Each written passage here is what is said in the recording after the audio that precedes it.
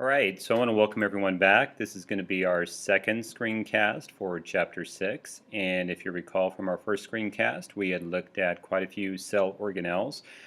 This is going to be our second and final screencast. So I'm going to try to squeeze everything else that we need to, hopefully within the next 30 to 35 minutes. So the next thing we need to look at is the cytoskeleton of the cell. Now, just like us, we have a skeleton that is going to give us support and actually serve as a point of attachment to a lot of our different body parts that we have. And so the cytoskeleton in a cell is going to be a network of fibers that are going to extend throughout the cytoplasm. And what you're going to notice as we go through the video is that a lot of the same functions that we have for our skeleton are going to be found in the cell as well. So it's going to organize the cell structures and activities, and like I had said, it's going to anchor many of the organelles that you find within a cell. Now it's going to be composed of three different types of molecular structures. The first one's going to be something called a microtubule, and a microtubule is going to be the thickest of all three of these structures, and it's going to come in at around 25 nanometers. The microfilaments are going to be around 7 nanometers, and they're also going to be called actin filaments. We're going to get to those soon, and they are considered the thinnest components of the cytoskeleton. And then we have one that's going to be found right in the middle, and those are going to be called the intermediate filaments, and they're going to be around 8 to 12 nanometers in diameter. And these particular filaments are going to be fibers with diameters somewhat, as I had said, in the middle range. So again, when it comes down to the idea as to what a cytoskeleton is used for by the cell, you're going to find that it's going to be used for support, it's going to be used for motility, and it's also going to be used for regulation. So the cytoskeleton is going to give the cell a mechanical type of support, and it's going to help the cell to maintain its shape. It's going to provide, as I had said in the previous slide, anchorage for many of the organelles that are found within the cell. And what's kind of interesting about the skeleton you find inside of a cell is that it can be put together relatively quickly, but it can also be dismantled just as quickly. And because of this kind of unique characteristic, it can allow the cell to change its shape. So it does interact with special proteins called motor proteins, and these proteins are primarily being used to produce motility within the cell, or actually for the cell itself as it moves throughout its environment for some cells. And when you talk about these motor proteins, typically you think about two structures, one of them called the cilia and the second called the flagella. And these are the two specialized structures you find on some cells that are going to allow, again, these cells to either move through their environment or actually bring things to the cell. Now, the second thing you will often find with motor proteins is that when you look at a specialized type of cell, for example, like the muscle cells, they are going to function in regards to the contraction of those cells. Now, inside of the cell, you're also going to have special structures called vesicles, and these are those little sacs that we had talked about in the previous video. These little vesicles can actually travel along the cytoskeleton, and what they often do is they refer to these special areas as monorails, and again, these are provided by the cytoskeleton. A good example of a monorail that you would find within the cell is going to be something called a neurotransmitter. And these molecules are going to migrate to the tips of the axons, which are going to be the long extensions that you would find inside of a nerve cell, to release the molecules as chemical signals to adjacent cells. Now, over here on the right, this just kind of gives you an idea as to what these particular cytoskeletal parts look like. Again, you can see right here we have one of the three. We have a microtubule right here of the cytoskeleton, and this right here actually is going to be considered the motor protein. And if you notice, we have that vesicle right here. And with a little bit of energy provided by the cell, believe it or not, this motor protein is actually going to walk along the microtubule. And again, it's kind of like those monorails that we had mentioned. And that's going to allow these particular vesicles to find their way to different parts of the cell. Now, when you do talk about microtubules, and that's going to be the first one we're going to sort of focus on, we need to know what they're formed from. And microtubules are going to be formed from a special dimer called tubulin. And this is going to consist of two different polypeptides. And they're going to grow actually by adding dimers. And so these microtubules can actually get larger. The first specialized microtubule that we look at is going to be a centriole, and these centrioles are going to grow out of a region called a centrosome within the cell.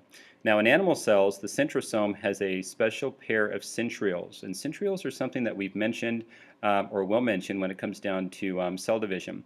Now, when you look at the arrangement of these centrioles, you're going to notice that it's going to have 9 triplets of microtubules sort of arranged in a ring, and you can kind of see this arrangement right through here. And these are going to replicate before an animal cell actually gets ready to divide. What's kind of special about these centrioles also is as they migrate, after they're created, as they migrate to the poles of the cell, they're going to act as anchors for those spindle fibers, which are going to help those chromosomes to, those duplicated chromosomes to separate. Now again, these centrioles are going to be found in animal cells, but they're not going to be found in plant cells. Now that's not to say that plant cells don't have microtubules, because they do, but they don't have the special kind that we see in animal cells called centrioles. And so again, over here on the right, you can see a micrograph of what these structures look like. Now this is sort of a longitudinal section, kind of like what you see up here, of these centrioles. And again, remember, they're made up of with 9 triplets of microtubules arranged in sort of like a ring. And you can see that ring right through here. This would be a cross section of this. And so that kind of gives you an idea as to what they look like.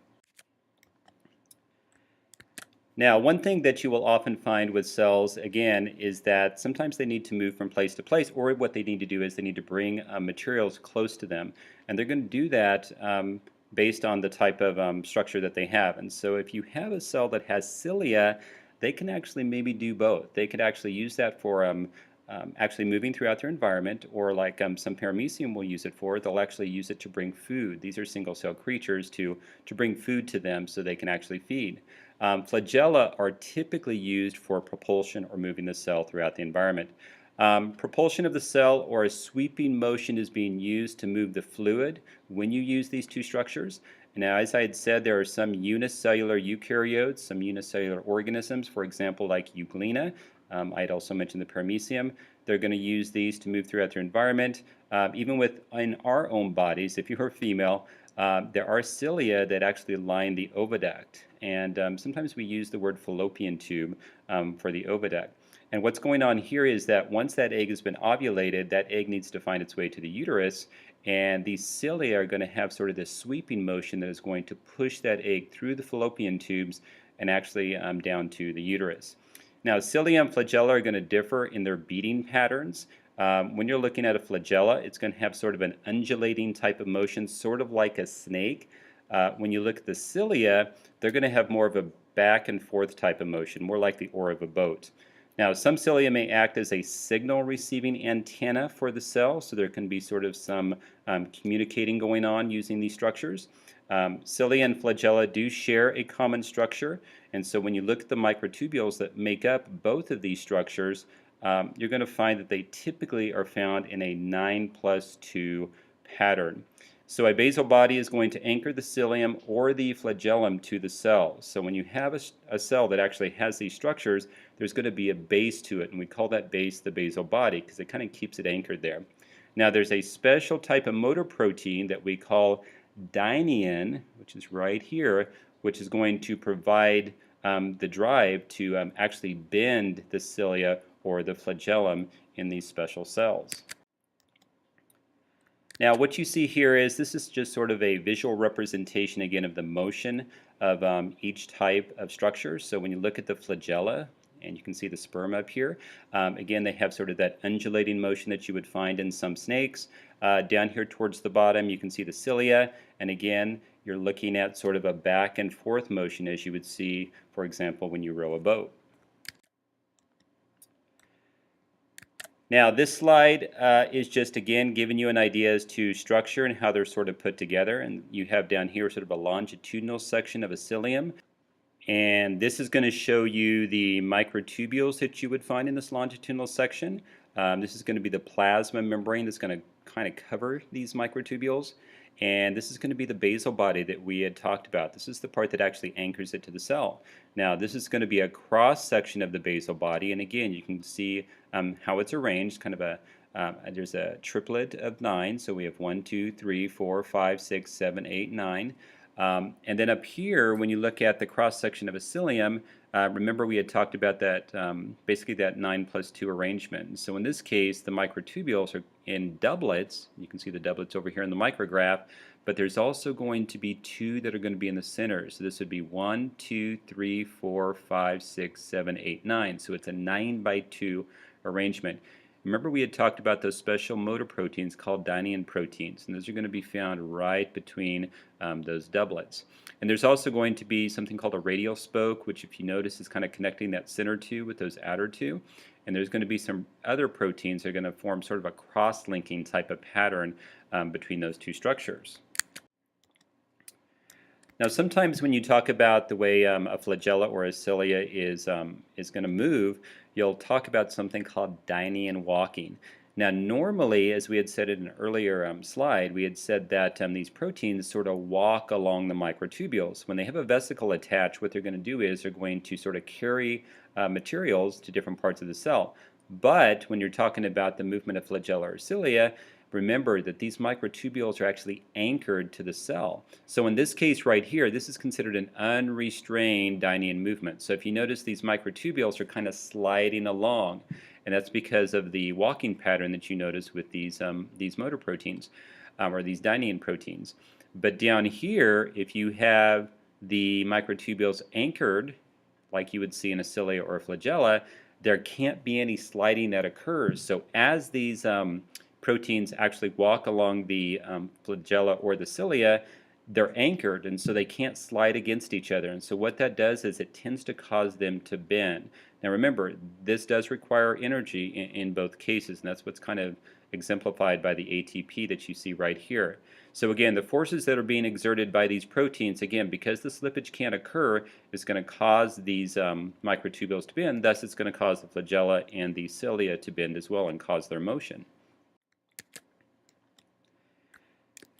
Now, we've talked about microtubules. Now, the next one we need to look at is something called a microfilament. Now, remember, the microfilaments are going to be the smallest ones. They're actually around 7 nanometers in diameter. And sometimes what we do is, instead of calling them microfilaments, we'll call them actin filaments. They're going to be built as a twisted double chain of globular protein called actin. The structural role of microfilaments is to bear the tension and the pulling forces within the cell. Now, they do form a 3D network called a cortex just inside the plasma membrane to sort of help support the cell and maintain its shape. Now, bundles of microfilaments are going to make up the core of microvilli of intestinal cells, helping to increase its surface area. So what you want to think about here is your intestine is made up of obviously lots and lots of cells, but in order to get maximum absorption of nutrients, we want to make sure that there's something called microvilli. And these are sort of like the little projections that you would find along the cell surface. And you can see them over here. And what that does is, because now we have these little projections, you have a lot more surface area that you would find in between those projections. So that's going to increase the opportunity for absorption to occur. Now, microfilaments that function in cellular motility are going to contain a special protein called myosin in addition to the actin that we've just mentioned. In muscle cells, like ours, there's going to be thousands of actin filaments that are going to be arranged parallel to one another. And that's what you're going to see over here to the right. You can see all of these actin filaments, which are identified right here, kind of these orange areas, that again are parallel to each other.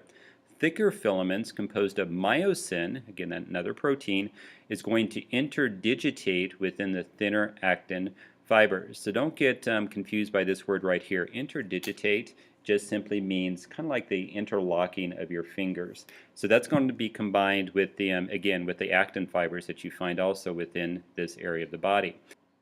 So localized contraction brought about by actin and myosin are going to also drive something called amoeboid movement. And over here on the right, this is going to be a good example of an amoeba. What you're going to find is they have a special structure called a pseudopodia or pseudopodium. And this is just simply an extension off of the cell. Well, in order for that to occur, you need some teamwork between the actin and the myosin, and that's going to drive this type of movement. The pseudopodia, or those cellular extensions, are going to extend and contract through the reversible, again, assembly and contraction of those actin subunits into the microfilaments. And so over here you're going to notice that the outer cytoplasm of this amoeba is going to be made of a cortex. It's going to be called a cortex, and it has a very sort of thicker actin network. Now the inner cytoplasm is going to be a sole right here, which is kind of these areas right through here with these actin subunits. Now what's going to happen is the sort of the consistency of that cytoplasm is going to change as you migrate towards the middle, and when it changes, it's going to allow it to be pushed out. And then as it gets pushed out, it's actually going to reverse and make its way back around, and it's going to reform as these kind of thicker, more gel-like actin filaments. And through this process, that's going to enable something called amoeboid movement, which simply means kind of to kind of ooze its way throughout the environment.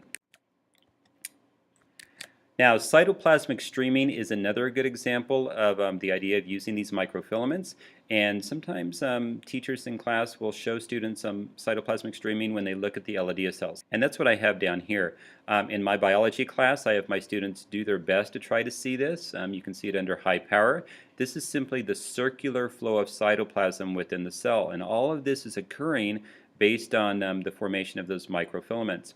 And this streaming is going to speed up the distribution of materials within the cell. So it provides a metabolic type of function to get nutrients quickly through the different parts of the cell.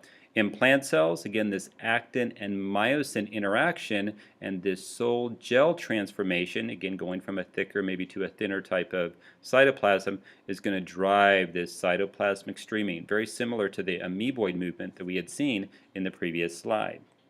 Now the third group of filaments is going to be the intermediate filaments, and again these are going to be the ones that are in the middle when it comes down to size, and so they're usually about 8 to 12 nanometers, so a little bit larger than microfilaments but definitely smaller than microtubules.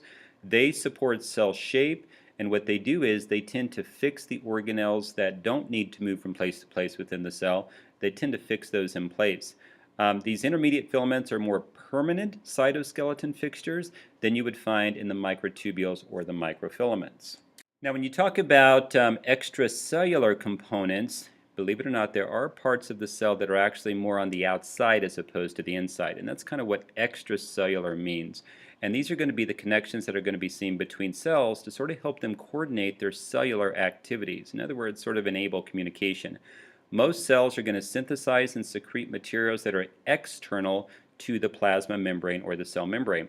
The cell wall is a really good example of this. It is considered an extracellular structure that distinguishes plant cells from animal cells. Prokaryotes, fungi, and some protists are also going to be found to have cell walls. The cell wall is going to protect the plant cell, it's going to allow it to maintain its shape, and it's going to prevent the excessive uptake of water. Now, plant cell walls are made of cellulose, and it's going to be embedded in other types of polysaccharides and protein. So plant cell walls are going to have multiple layers, and typically you're going to find three. You're going to have something called a primary cell wall, and this is going to be the relatively thin and flexible layer. One called the middle lamellae, and this is going to be the thin layer between the primary walls and the adjacent cells. Then we have the secondary cell wall, and this is going to be the one that's added actually between the plasma membrane and the primary cell wall. Now over here on the right, again you can see a micrograph, and you can see a diagram down here. This is going to illustrate all three. So again, the primary cell wall is going to be found right here. The middle lamellae is going to be found, let me fix this real quick, is going to be found right here. And the secondary cell wall is going to be found right here. So all three are going to be accounted for. And down here towards the bottom it says something called plasmodesmata are going to be actual channels that are going to occur between adjacent cells.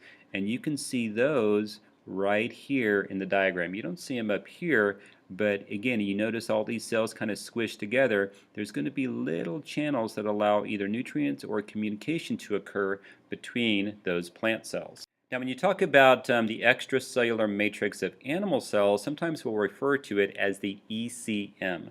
Now the ECM is going to be made up of glycoproteins such as collagen, proteoglycans, and fibronectin. Now remember, we're talking about animal cells now, not plant cells.